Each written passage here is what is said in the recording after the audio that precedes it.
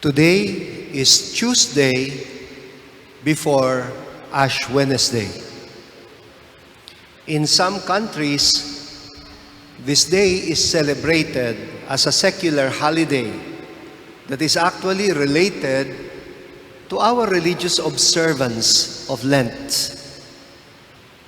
Today is called Mardi Gras, which is French for Fat Tuesday.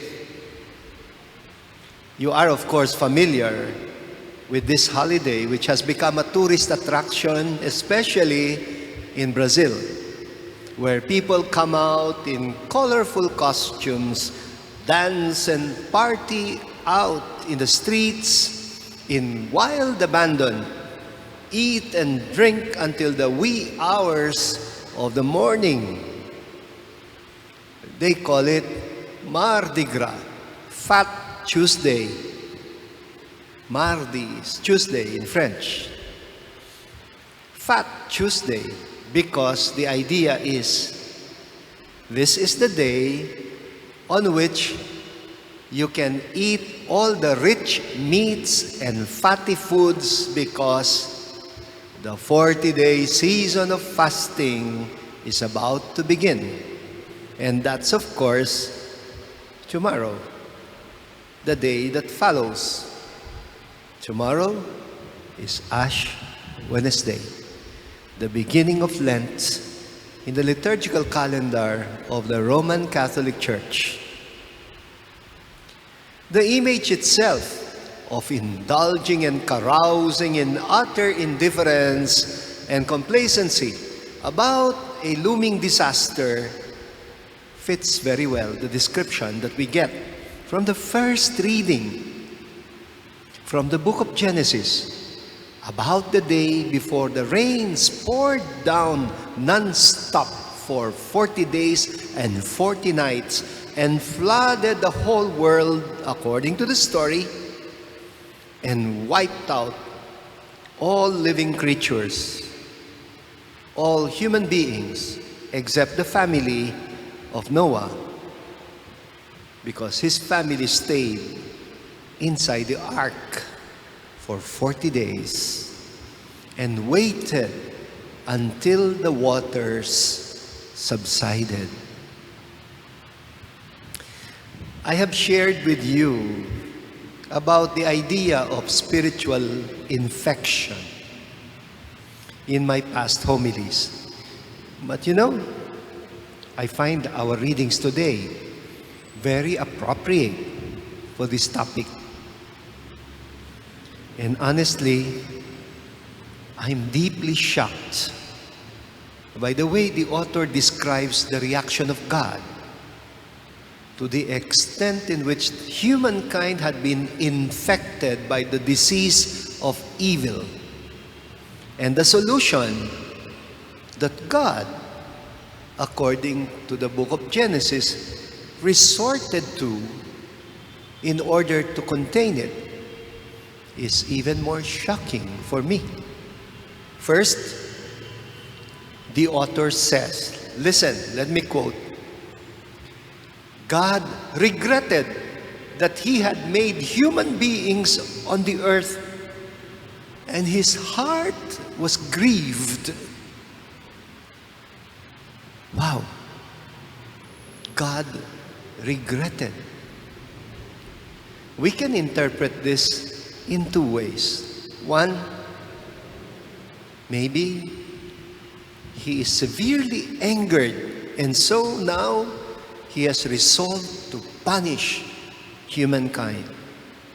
Or two, he is deeply saddened because the only way to get rid of the infection was to wipe out or exterminate the infected ones.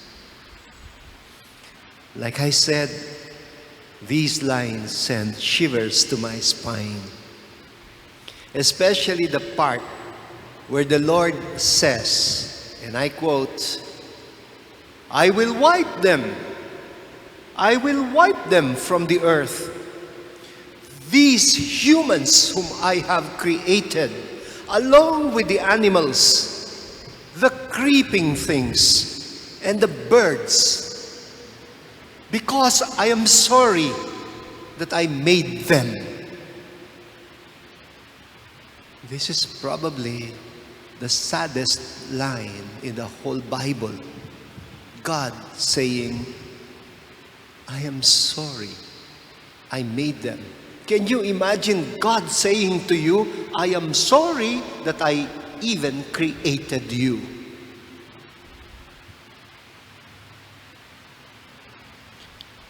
Well, because I stubbornly refuse to interpret this to mean, I'm so angry with you, I have decided to get rid of you. No, it is not anger. I'd like to believe that it is helplessness that grieves God. Helplessness. Helplessness about human suffering caused by willful disobedience and voluntary submission to evil. God suffers seeing us suffer because we are on a self-destruct mode. Nagsi-self-destruct tayo. And He's helpless about it. Hindi niya tayo mapigilan. He created us with a free will.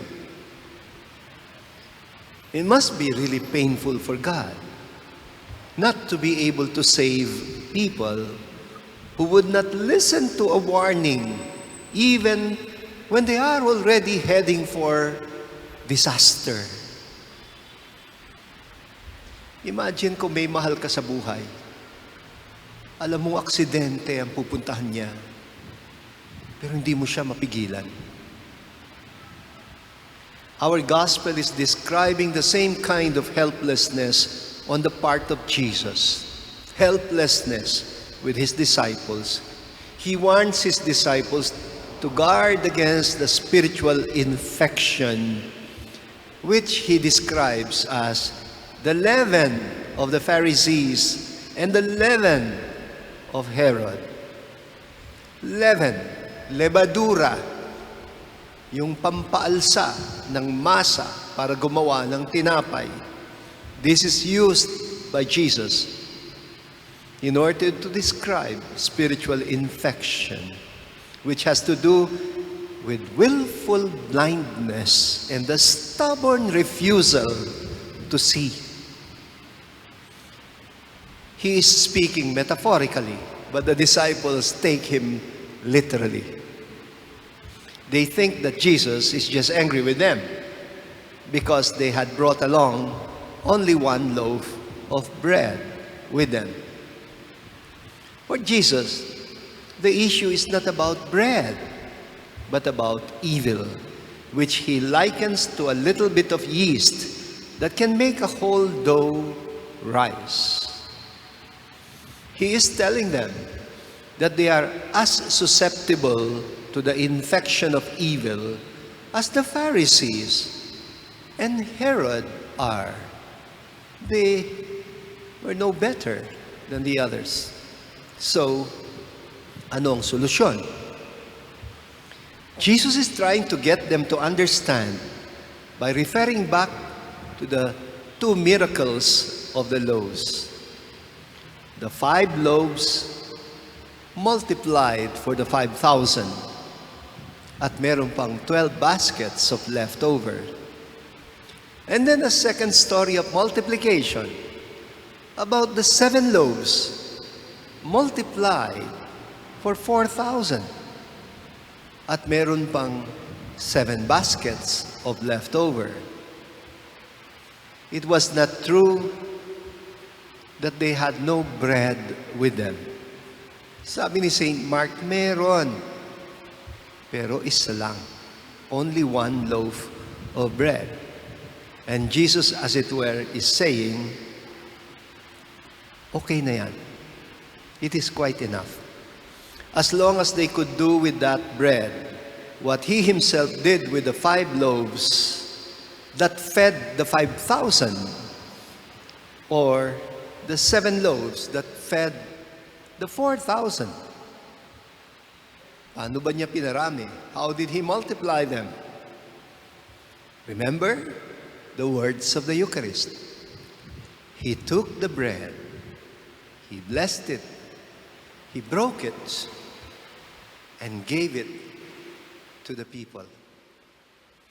This time, Jesus is referring to His final solution to the problem of evil. It will no longer repeat the final solution we heard in the book of Genesis. He is grieved about their inability to perceive it. The final solution is not extermination, but redemption. Pagtubos. Paano ka tutubos kung walang pantubos? How do you redeem without making an act of sacrifice?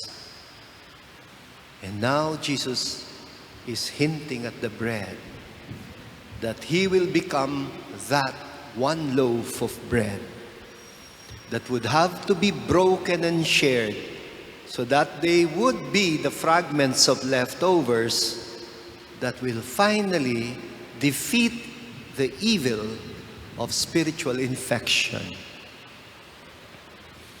So Tuesday, before Ash Wednesday, is not meant to be a Mardi Gras, a day of indulging and carousing as in the days of Noah. Unless, of course, we prefer to perish in the face of disaster. It is rather the day that we start preparing to enter the ark. It's a beautiful image of quarantine, especially during this time of pandemic. We try to keep afloat while patiently waiting, floating with the rest of our fellow creatures in the ark until the disaster subsides. And when the disaster is over, then hopefully we can allow God to recreate the world and to renew the face of the earth.